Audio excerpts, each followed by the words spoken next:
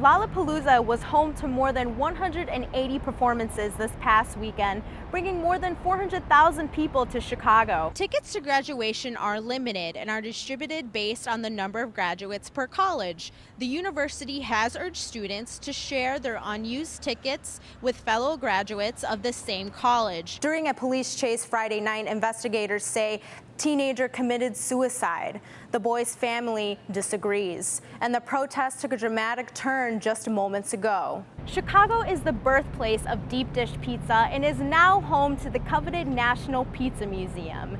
The museum aims to tell the story of pizza in America, from tavern style to New York style thin crust. You can truly learn it all. Just into the newsroom, at least 5 people were killed in a targeted attack at a newspaper in Maryland. The suspect, identified as Jared Ramos, is said to have a grudge against the paper after losing a defamation lawsuit back in 2012. Last October, Alderman Ed Burke from the 14th District introduced a city ordinance that would not allow businesses and restaurants like this one behind me to continue or to become cashless. In a few short weeks, many parks like this one will be filled with families enjoying the summer heat, but some people will find that when it's time to hydrate, many fountains won't work. The Chicago Park District has announced that because of high lead levels, some up to 80 times the federal limit, more than half of its outdoor fountains will be shut off and possibly removed. Up until 1986, Chicago required pipes to be made of lead. As a result, lead piping brings water from the main line to homes and parks across the city. About 100 water fountains across the Chicago Park District will look just like this one, continuously flowing.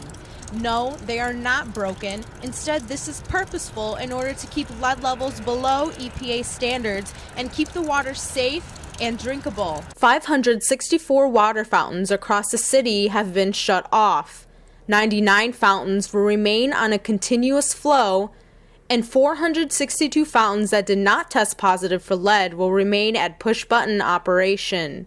Chicago resident Merritt Principali goes to this park almost daily, where the water fountain has been shut off. We're glad that it's shut off if there are lead levels. I actually never leave the house without, I pack my own canteen of water and a little sippy cup for him, and I just fill it water from that. There are some fountains, though, that are working, and it's a little concerning because he loves water. And so if any fountain is on, he'll find it and he'll play in it. So it's a concern.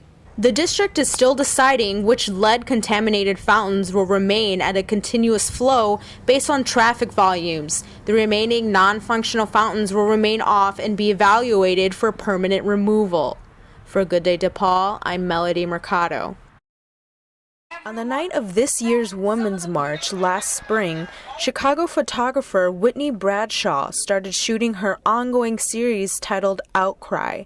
It has a unique theme: women screaming. When I realized, I could really expand our community through this process, in addition to creating a safe space for women to practice screaming, both for safety and for as a reminder that they can speak up and be loud, and they deserve to be heard. The series currently has over 100 portraits of women screaming, and the collection continues to grow as Bradshaw holds group photo sessions. Because I want us to remember that if we're in a circumstance that's potentially dangerous, if we scream, we can get out of that circumstance, and we can save ourselves. And so that's one reason why I use the scream as the direction that we go. Bradshaw hopes these photos will encourage people to consider issues directly related to sexism and racism. In addition, I want to have people maybe reconsider what it means to be a woman and what it means to be a beautiful woman, instead of this idealized idea that we have of women, that a powerful woman is a beautiful woman. Outcry strives to challenge stereotypes around women and femininity by representing women of diverse backgrounds. Leslie Hull is a teacher in the arts in Chicago who participated in the Outcry photo shoot on Friday, September 21st. Come and surprise yourself. I think there were a lot of women today that were hesitant or nervous or like felt like, ooh, I'm gonna get in trouble, or it's like almost a little naughty. And I think any chance we can break anything apart and blow it away, I think with our voices or our power or our strength, come and try and do. Outcry will be on display at the DePaul Art Museum until December 6th, with another Scream session scheduled for November 10th. To register, visit eventbrite.com. For Good Day DePaul, I'm Melody Mercado. It's been over 30 years since there's been a contested run for alderman in Chicago's 13th Ward on the southwest side. David Krupa? David Cooper? Yes, ma'am. Okay, so you're running for this board? Yes, running for alderman here, yeah. For alderman. This year, DePaul freshman David Krupa has changed that. Krupa made the decision to run after learning about the sexual harassment scandal that involved Kevin Quinn, the brother of the current alderman, Marty Quinn. Alderman Quinn has been criticized by some for protecting his brother. But in recent times, there have been very negative things to happen in the alderman's office in which we have a lot of neglect, a lot of harassment, and things along those natures. So I think now is the time, because it's been 30 years since we last did this, I think now is the time we put up a candidate to oppose Madigan's chosen. Krupa has dedicated every weekend to campaigning door-to-door, collecting signatures and listening to residents' concerns, among them high property taxes. The county reassessed everyone's homes. It wasn't a fair assessment, and now we're paying double in property taxes what we were just a few years ago, and we're not getting anything in return. I don't think people mind paying property taxes as long as they're seeing something for it, but we're currently seeing nothing. A graduate of Fenwick High School in Oak Park, Krupa has always been interested in politics. John Quinn, a government teacher at Fenwick, explains. What always impressed me, though, in my connection with him was his awareness and his close reading of so many issues in contemporary politics. So he was very active politically throughout his time here at Fenwick and in the classes that he took, and it was obvious that that was going to be his passion in life. Krupa is confident that he'll have more than enough signatures to be on the ballot in next February's election.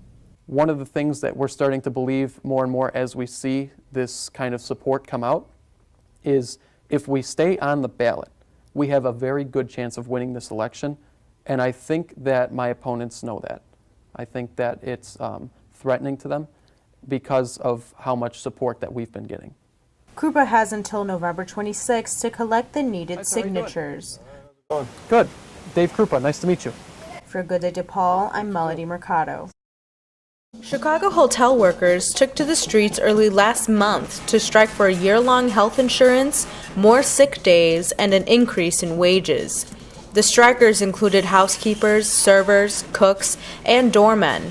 The work stoppage is the first in decades to target all city hotels that employ union workers. At its peak, the strike affected 26 downtown hotels, including the well-known Palmer House, the Drake, the Chicago Magnificent Mile, and the Kinsey. Here at DePaul, the university is known for its School of Hospitality and Leadership, where students learn experience hands-on what it's like to be immersed in the hospitality industry. Elizabeth Redhead is a junior at DePaul and the president of the university's American Hotel Association and Lodging Club.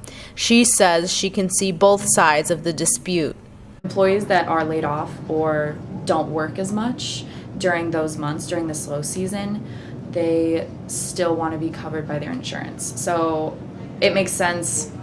It makes sense coming from them, but it also makes sense coming from the business because, of course, you know, people need insurance and benefits all year round. But from a business perspective, how can you justify giving benefits to someone who isn't necessarily working or not working to maintain their full-time status? This strike comes during a very strong year for Chicago hotels, where revenue per room is up 6.2%. With such a profit, workers are wondering why they aren't reaping any benefits. It's something you have to keep in mind. You always want to treat your employees the best that you possibly can. And then, of course, you have to think of the business perspective as well. So things like this are just really great learning experiences for people learning about the industry or working in the industry as well. It's a strike that made a major impact in downtown Chicago, one that both sides hope to avoid in the future. For a Good Day DePaul, I'm Melody Mercado.